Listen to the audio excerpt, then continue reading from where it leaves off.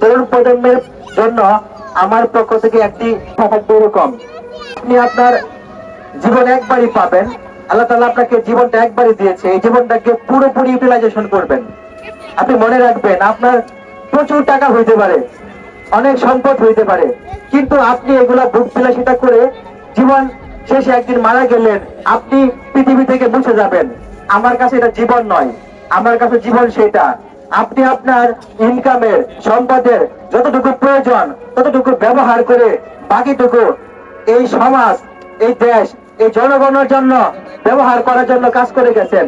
আপনি অমর হয়ে থাকবেন, আপনি ইতিহাস হবেন, আপনি হবেন এলাকার কৃতি সন্তান। এজন্য আমি যুব সমাজকে বলবো, খেলাধুলার জন্য যাতে না হয়, খেলাধুলা সুন্দর করে করবো। যারা জিতবে খেলায় তাদের জন্য শুভকামনা, যারা হারবে তাদেরকে বলবো আমরা পরবর্তীতে উইনার হবো, সেই জন্য চেষ্টা করে যাব। দীর্ঘ কথা বলবো না, সকলে সুস্বাস্থ্য এবং দীর্ঘ কামনা করে আমি আমার সংক্ষিপ্ত বক্তব্য শেষ করছি। ধন্যবাদ। আসসালামু আলাইকুম।